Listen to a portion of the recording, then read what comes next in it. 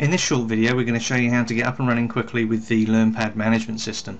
The first thing that you want to do is register yourself for an account. So click on the registration link at the learnpad.co domain and go ahead and fill in your email address. Okay, that's checking your email address to make sure you haven't registered in the system. Then select yourself a password. Okay, and again you get a little indication of how strong your password is. We recommend obviously numeric characters as well as letters, and just put your details in. Okay, then go ahead and click register, and that will port you through and set you up in the account. Now if you're already using LearnPads, there's a good chance you already have an organisation set up in the management system. If this is the first time, you can actually create your organisation and just go ahead and fill in your test school there. So we'll put James School and create an organisation there. Okay, that's now created our account and our school organisation in the system, and it shows us over here on the right our QR code. Now the QR code is what you're going to need to register your LearnPads into this account so that you can manage them from this setup, and you'll use that and flash that against the built-in camera on the LearnPad. You can also fill in a few more details about your school here. My address, and if we've got a school website we can put that in. We'll just do school.com for example. Again, if there's perhaps an admin email address at the school, fill that in there, and any other details that you wanted. Now the LearnPad management system is built into three main sections. We have the content section, which allows us to manage all of the content and profiles and images and backgrounds on the devices themselves. We then have the equipment section, which actually allows us to monitor the devices and have a look things like battery charge, Wi-Fi connection points, how often they're checking into the system, and the profiles that they're in. The QR keys page here that allows us to access our quirkies, print them off for logins, for enrollment, for Wi-Fi, and again for profiling changes. And again, depending on your level of access to the system, we have an admin section here that allows us to add perhaps sub-organizations. You may have multiple campuses, you can add them as individual sub-organizations, and obviously add additional users to the system as well.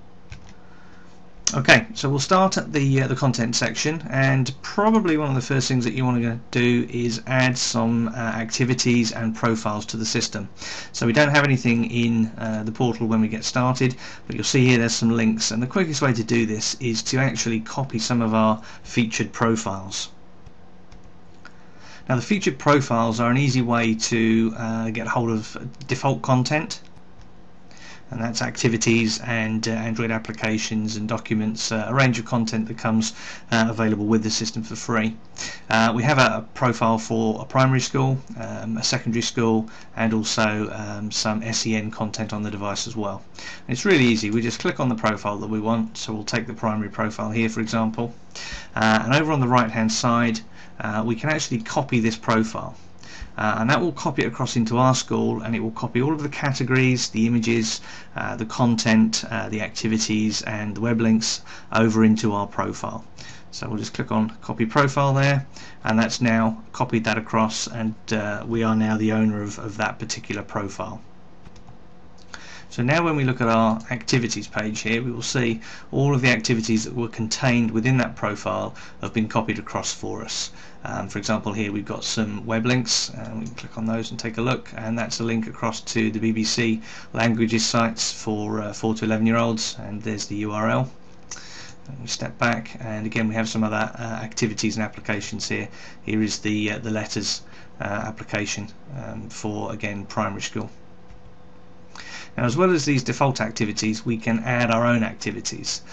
So these ones, as I say, we've selected from a profile, but we can go ahead and add new web links, new files, new documents, and also potentially new Android applications ourselves to the system. That's very easy. We just go ahead and click on Add New Activity over here, and we'll put in perhaps my website, Now this is the name that you will see on the icon on the LearnPad itself. It's not actually the URL of the website yet. That's what will appear on the interface for the children. As I mentioned, different types of activities that we can upload. In this case we'll just do a website here, and then we go ahead and click on Add Activity. Okay, so for a website, the next thing that we need to do is actually put in a URL here. So what I'm going to do is just put in a website. Let's just call it my website. Okay, and if we just reload the page there, we can just check to make sure that that web link's working okay. Now if we want to, we can change the icon. It comes with the standard default globe icon. Perhaps we'll pick, there's an apple here. Let's set that, there we go. And that's changed our icon for that. There it is in our added activities. There's also a few things that you can do with activities. You can add your own screenshots to it. Again, you can upload your own icon for that particular activity, and that's all done from the activities page there. Okay, so if we now go back to activities, let's perhaps add another activity. Let's add a file this time. So let's add a spreadsheet here. We'll select File to upload. We'll add that activity. Again, we have the details here, but again on the Actions pane we now have Upload a File. So that's going to allow us to select a file, and here's one. Let's pick a spreadsheet. We'll open that file and we'll upload that. And there we go. So that's uploaded that particular file again into the Activities menu. So when we look at our activities, we now have my spreadsheet in there. Actually looks like there we go.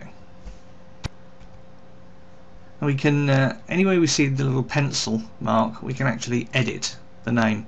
So if I want to call this a different name now, perhaps we'll name this to Maths Test. We just go ahead and do that, and that renames the file for us back there. Okay, so we've uploaded a new website link there and also a new file. So the next question is, how do we actually get that onto the LearnPads? Well, we do that by editing the profiles that we've created. So when we click on Profile and look at our primary profile, we see those categories that we've got there. Now we can change these around if we want. Perhaps we don't want the music and video one. We can drop that in the bin there. We don't need that. Maybe we don't want the design and creativity either on this particular profile. So we can move those around and we can chop and change those as we need. If we need to move them back in, again very simple, we can just add those back in, and we can actually swap the order around as well if we want to do that. And once we've got our layout the way we like it, we can actually then go ahead and click into a category, and we can take a look at the activities, applications and websites that are available in that category for that profile.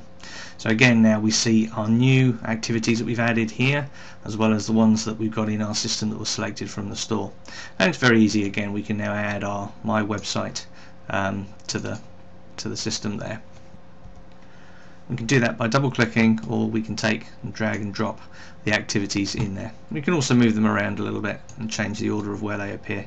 So perhaps we want My Website up there and we want our Maths Test first, so we can just move those around in the interface. Any activities that we don't want, we can just take those out and drop those into the bin over on the right hand side, and that removes those from the profiles there. So that's how we customize and change and move around our profile. We can also change a number of things. We can change the wallpaper, the background image for that category. We can also copy that category again if we want to make multiple changes. Perhaps this particular literacy and language you want to set up for perhaps Foundation or Key Stage 1, and maybe you want a similar one but with different content for Key Stage 2 or a higher age range.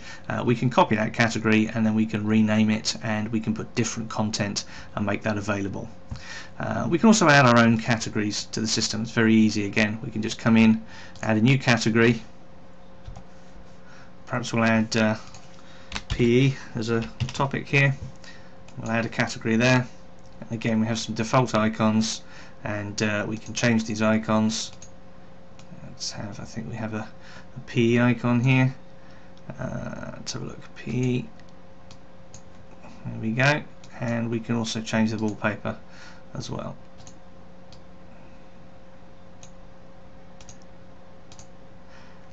There we go. So there's our new category. It's empty at the moment, but again, perhaps we want to take a particular piece of content, and we can just load that in and add whichever activities that we want into the interface there, and again move them around. And that's created our P category. And there it is. And in fact, if we then want to apply that to a profile, we just click back on our profile, into our primary profile. Let's take the design and creativity off, and we'll add the P category in. And that's it. It's as simple as that. That's how we create our interfaces and how we customize them. To apply that then to a LearnPad, again, we're presented here with the QR key for the actual device itself. We can even click on that, and that gives us a little printable section that we can print off there and flash that to the camera on the LearnPad itself. The last thing to show you in this intro video is actually the devices themselves and the QR keys.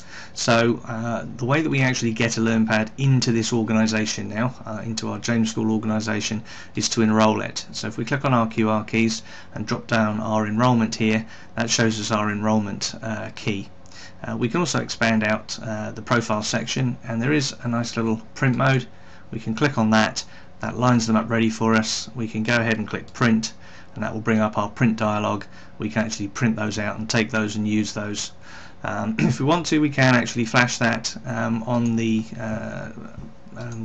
PC itself, so we can go to our QR codes and our enrolments, and we can actually use the device and point the camera on the screen here and actually enroll that device into the organisation.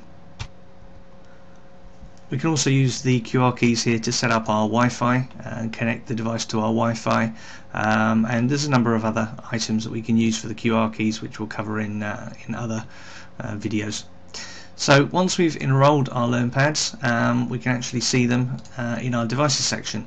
And here's one that I enrolled just a little while ago. It tells us the name of the device, the organisation that it's in, if it's currently in a profile, which profile is it in, the version number of LearnPad that's running on there, whether it's charging on it, and also the current charge level of the device, as well as the available drive space. And we can see a list. So if we build up multiple LearnPads in our organisation, we'll see them all and we can manage them all in here. We can also click on the device, and again that's going to give us a little bit more information about the device itself, IP address, MAC address, details of the Wi-Fi that it's connected to, and a range of other information about the particular device itself. So again, once we've added a range of LearnPads there, we'll be able to see how they're working, how they're connected, and keep an eye on those devices and manage those devices in our school. The last section to show you now is just the admin section, where we can actually look at the users that we have in the system itself. Currently just the signed up user.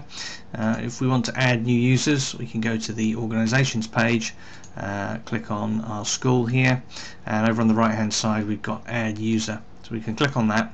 Now once your user has been to the portal and signed themselves up using their email address and putting in their own password, you can then add them to the system and just fill in their email address here, select the role that you want them to take within the system, and click on add user.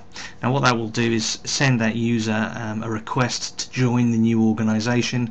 They click on that link that comes in their email, and they will then be joined to the school and available to use the system in your organisation. So when you initially join the portal, you would sign up yourself and you would create the organisation yourself if you haven't already had one previously created.